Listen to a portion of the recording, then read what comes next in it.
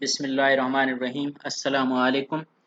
हमने last lecture में पिछले दो लास्ट लेक्चर में हमने एचपीआर होल्डिंग पीरियड रिटर्न और फिर होल्डिंग पीरियड यील्ड को डिस्कस किया।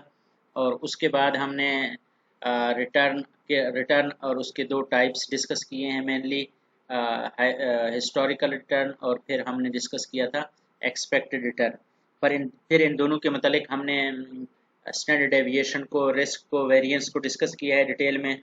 और फिर रिस्क को फर्दर इन डिटेल में रिस्क के टाइप्स के हवाले से डिस्कस किया है। Business risk, financial risk, credit risk या exchange rate risk, interest rate risk, इस तरह के सारे रिस्क के टाइप्स हमने डिस्कस किए हैं। उसके बाद अब हम इंशाल्लाह डिस्कस करेंगे, फर्दर ही एक्सटेंड करेंगे रिस्क और रिटर्न को बेसिकली। लेकिन रिस्क और रिटर्न को आज हम रिस्क प्रीमियम और सिक्योरिटी मार्केट लाइन के पर्सपेक्टिव में डिस्कस करेंगे।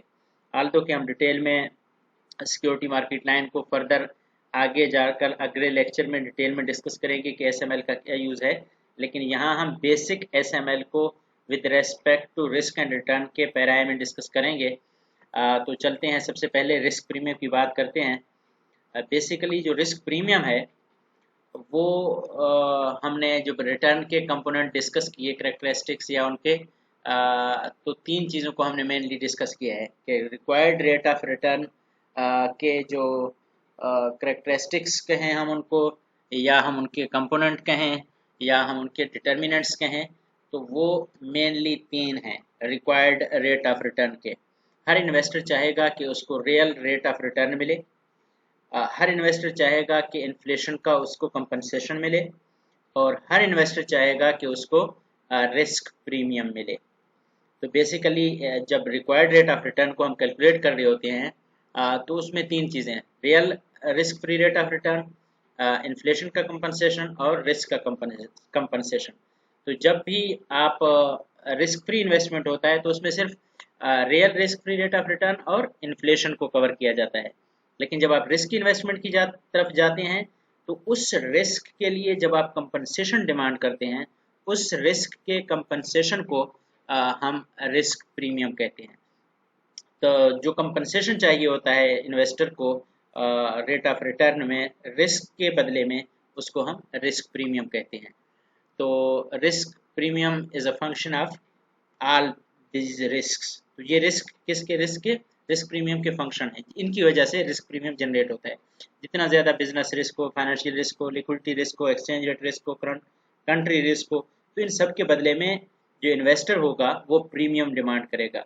या सिस्टमेटिक मार्केट रिस्क, तो उसके बदले में भी इन्वेस्टर रिस्क प्रीमियम डिमांड करता है। इनको हम फर्दर डिटेल में डिस्कस करेंगे। लेकिन उससे पहले हम रिस्क प्रीमियम और पोर्टफोलियो थ्योरी को अगर हम थोड़ा सा लिंक करने की कोशिश करें कि the relevant risk measure of an individual asset is its co movement with the market portfolio. Basically कि उसका हम ये देखते हैं कि इंडिविजुअल एसेट कितना मार्केट के साथ को मूवमेंट उसका कितना है। जितना ज़्यादा उसका को मूवमेंट होगा उसके करीब करीब उसका रिस्क, और उसके करीब करीब उसका रिस्क प्रीमियम होगा। तो सिस्टमेटिक रिस्क जो कि बीटा है, सिस्टमेटिक रिस्क वो रिस्क है जो अनकंट्रोलेबल है, अनडाइवर्सिफाइएबल है, अनएवॉइडेबल है। इसको हम variance of investment to the variance of market के साथ रिलेट करते हैं। बीटा के ज़रिए से हम इस सिस्टमेटिक रिस्क को मेजर करते हैं। तो बेसिकली जो दो टाइप के रिस्क, जो फंडामेंटल रिस्क है और एक सिस्टमेटिक रिस्क है। फंडामेंटल रिस्क जिनको हमने अभी पहले भी डिस्कस किया, इससे पिछले लेक्चर में भी डिस्कस किया है। फंडामेंटल रिस्क में बिजनेस रिस्क है, फाइनेंशियल रिस्क है, लिक्विडिटी रिस्क है, एक्सचेंज रेट रिस्क है, कंट्री रिस्क है। इनको हम किसी हद तक मिनिमाइज करते हैं, कंट्रोल करते हैं। लेकिन अगर हम किसी ऐसे इन्वेस्टमेंट की तरफ जा रहे हैं जिसमें हम कंट्रोल नहीं कर रहे होते उनको, एज ए बिजनेसमैन या एज ए कंपनी मैनेजर और as a board of director, तो हम उनके लिए कंपनसेशन नॉर्मली डिमांड करते हैं। लेकिन सिस्टमेटिक रिस्क वो रिस्क है जिसको हम न तो कंट्रोल कर सकते हैं और ना ही उसको वो किसी कंपनी के किसी और टीम मेंबर के हाथ में होता है, या बोर्ड ऑफ डायरेक्टर या हायर मैनेजमेंट के हाथ में होता है। ये इंडिविजुअल एसेट का total variance attributed to the variability of the total market portfolio, जैसे कि मैंने पहले कहा था। तो उसकी को मूवमेंट मार्केट के साथ, मार्केट पोर्टफोलियो के साथ बेसिकली सिस्टमेटिक रिस्क होता है। बीटा की कैलकुलेशन में अगर आप लोगों को याद, हमने प्रीवियस लेक्चर्स में करेक्टरिस्टिक्स लाइन के थ्रू हमने इसको डिस्कस किया हुआ है। एनीवे, तो सिस्टमेटिक रिस्क होता है मेनली, और फिर बाकी फंडामेंटल रिस्क। लेकिन दोनों की सूरतों में अगर वो रिस्क परसिस्ट करते हैं, वो रिस्क मौजूद हैं, तो उनके लिए रिस्क प्रीमियम हर इन्वेस्टर डिमांड करेगा। तो इस प्रोस्पेक्टिव में कि जो भी रिस्क आप लेंगे उसके लिए आप रिस्क प्रीमियम डिमांड करेंगे। तो इसके रिलेशनशिप को हम देखते हैं कि रिस्क और रिटर्न का आपस में क्या रिलेशनशिप है। तो रिस्क और रिटर्न के रिलेशनशिप को इस लेक्चर में हम कोशिश करेंगे कि सिक्योरिटी मार्केट लाइन के थ्रू डिस्कस करें। सिक्योरिटी मार्केट लाइन यहाँ पे प्रॉपरली आपको नहीं दिखाया गया है, मैं कोशिश करता हूँ कि आपको दिखाऊं। ये बेसिकली अगर हम देखें तो ये एक सिक्योरिटी मार्केट लाइन है, SML। और अगर हम इनकी इन फंक्शंस को डिस्कस करें, सिक्योरिटी मार्केट लाइन ये basically risk free rate of return है। यहाँ से सिक्योरिटी मार्केट लाइन स्टार्ट होता है, और ये एक लाइन जिसको हम ये जो लाइन है बेसिकली ये सिक्योरिटी मार्केट लाइन है। लेकिन ये लाइन इस पॉइंट से गुजरता है, और ये पॉइंट बेसिकली मार्केट रिटर्न और बीटा वन यहाँ मेंशन नहीं है, ये बीटा वन है। रिस्क का जो ये जो हॉरिजॉन्टल लाइन में हम सिस्टमेटिक रिस्क को लेते हैं, और मार्केट का रिस्क यहाँ पे वन होता है जिसको हम बीटा वन कहते हैं। तो बीटा वन से लाइन आती है और यहाँ मार्केट रिटर्न से लाइन आती है, तो ये लाइन यहाँ पे मिलते हैं। इस लाइन को कट करते हुए जो लाइन गुजरती है उसको बेसिकली हम SML कहते हैं, सिक्योरिटी मार्केट लाइन।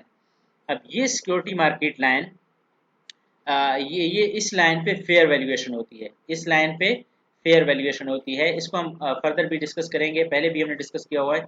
इस लाइन पे फेयर वैल्यूएशन, इसके ऊपर over the line under valuation है, और under the line over valuation होती है।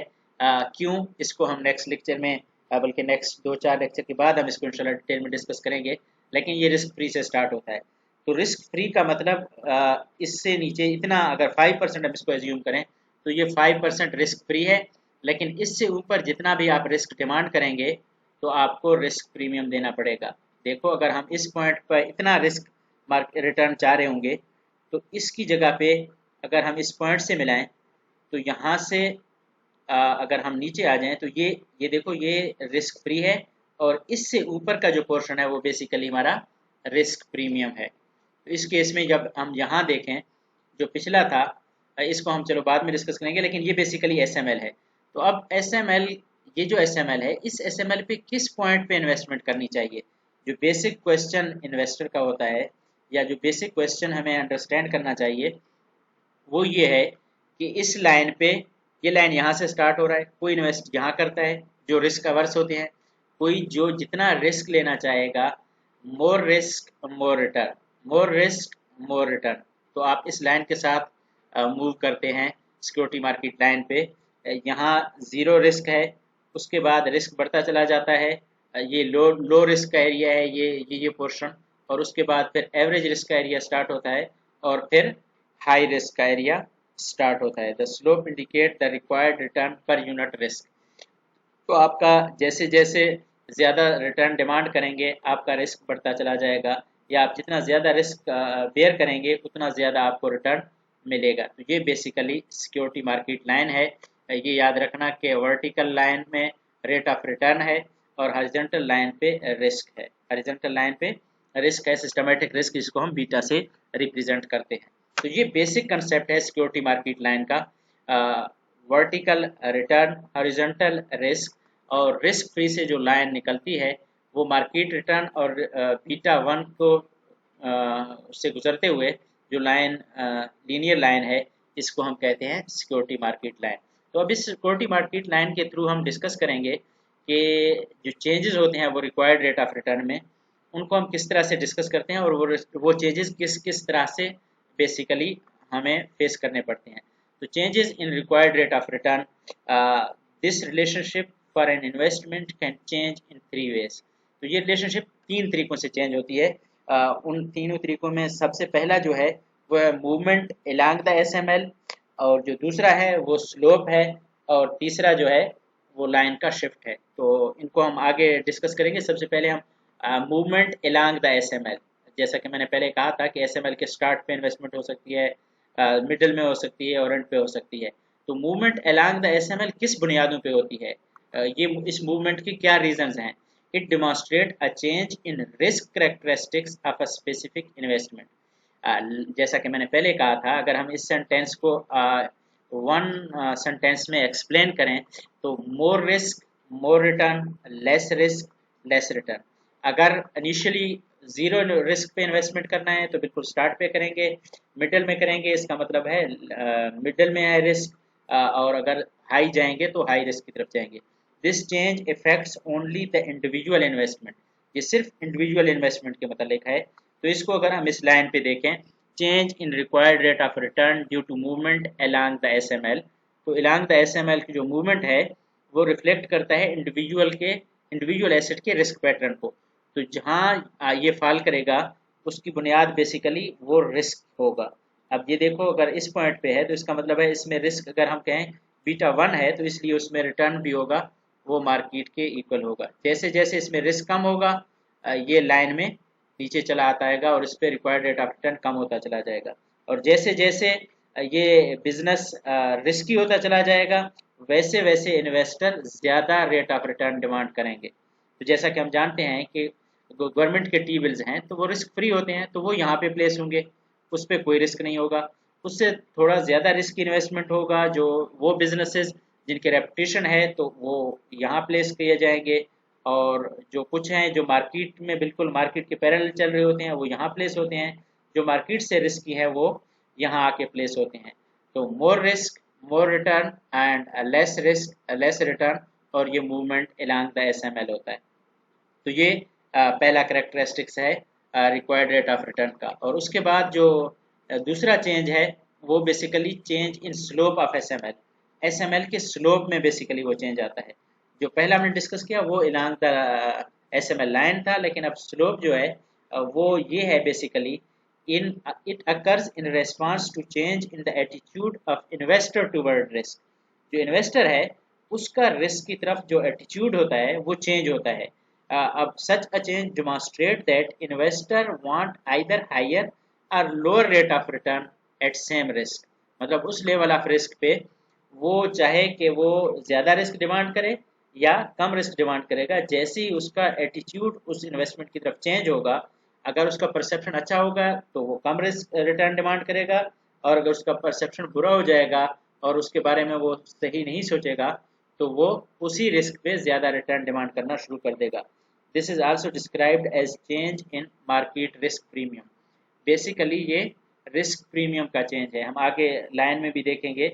और पहले भी मैंने बताया था कि रिस्क प्रीमियम इसमें पहले में भी जो हमने ये देखा है इसमें भी रिस्क फ्री चेंज नहीं हुआ, बस मूवमेंट अलोंग द लाइन है। और अब दूसरे में भी जो रिस्क फ्री है वो चेंज नहीं हो रहा बल्कि रिस्क प्रीमियम चेंज हो रहा है। रिस्क प्रीमियम क्या है? रिस्क प्रीमियम जो रिटर्न जो जो स्टॉक है या मार्केट है उसका return minus nominal risk free rate of return. तो risk free rate of return और स्टॉक के रिटर्न के दरमियान जो डिफरेंस है वो रिस्क प्रीमियम है। तो risk premium of an asset is equal to expect return on an asset minus nominal risk free rate of return. अगर हम इसको ग्राफिकली देखें तो जैसा कि मैंने पहले आपको एक्सप्लेन करने की कोशिश की है कि ये पहला लाइन है ओरिजिनल एसएमएल है, और इसमें nominal risk free rate of return या जिसको हम simply risk free rate of return कहते हैं वो सेम है, लेकिन ये लाइन अपवर्ड शिफ्ट हुआ है। इस लाइन के अपवर्ड शिफ्ट होने से रिस्क फ्री चेंज नहीं हुआ बल्कि रिस्क प्रीमियम चेंज हुआ है। पहले जो रिस्क प्रीमियम था वो यहाँ से नॉमिनल रिस्क फ्री के दरमियान था, लेकिन अब ये रिस्क प्रीमियम यहाँ तक पहुँचा है। तो बेसिकली ये जो चेंज है, जो इंक्रीज है वो रिस्क प्रीमियम है। RM minus RM dash minus RM is basically the change in risk premium। Overall तो ये रिस्क प्रीमियम है। अगर हम देखें RM dash minus NRFR nominal risk free rate of return, ये टोटल रिस्क प्रीमियम है। जो पहले था वो सिर्फ ये रिस्क प्रीमियम था। अगर हम इसको कहें ये 5% है, ये 10% है और ये 15% है तो हम इसको कैसे एक्सप्लेन करेंगे? 5% रिस्क फ्री है, पहले जो रिस्क प्रीमियम था वो भी 5% था, तो टोटल रिटर्न 10% था। लेकिन इन्वेस्टर का परसेप्शन चेंज हुआ, वो उसी रिस्क पे उसी लेवल ऑफ रिस्क पे उसने रिस्क प्रीमियम डबल डिमांड करना शुरू कर दिया। तो बेसिकली रिस्क प्रीमियम डबल हो गया, रिस्क प्रीमियम 10% हो गया और रिस्क फ्री 5% हो गया। तो ओवरऑल ये रिक्वायर्ड रेट ऑफ रिटर्न 10 से 15% मूव किया। तो ये है basically change in slope, change in the perception of the investor. ये लाजमी नहीं है कि जैसा कि यहाँ पे दिखाया गया है ये अपवर्ड मूवमेंट है, इसी तरह ये डाउनवर्ड मूवमेंट भी हो सकता है इसी इन्वेस्टमेंट से इन्वेस्टर 2% प्रीमियम डिमांड करे तो वो लाइन इस तरह से आ जाएगा, बल्कि इससे भी नीचे आ जाएगा, और ये इस तरह से कोई लाइन तकरीबन बन जाएगी जिसमें वो 2% रिस्क प्रीमियम डिमांड करेगा और 5% तो 7% रिक्वायर्ड रेट ऑफ रिटर्न होगा। तो इस तरह से इस लाइन के इसके स्लोप में चेंज आ सकती है, और स्लोप में चेंज जैसा कि मैंने आपको बताया है कि इसमें इन्वेस्टर का एटीट्यूड की वजह से ये चेंज आता है। Investor same level of risk free पे, सेम लेवल ऑफ रिस्क पे रिस्क प्रीमियम ज़्यादा या कम डिमांड करना शुरू कर देता है। तो उसको कहते हैं movement due to the slope of the line. तो ये जो चेंज है इसको कहते हैं change in the slope of the SML. लेकिन जो थर्ड है वो है basically a shift in SML. पहला अलोंग द एसएमएल था, दूसरा जो था वो था चेंज इन स्लोप। अब ओवरऑल जो लाइन है एसएमएल है वो लाइन शिफ्ट होता है, या अपवर्ड शिफ्ट होगा या डाउनवर्ड शिफ्ट होगा।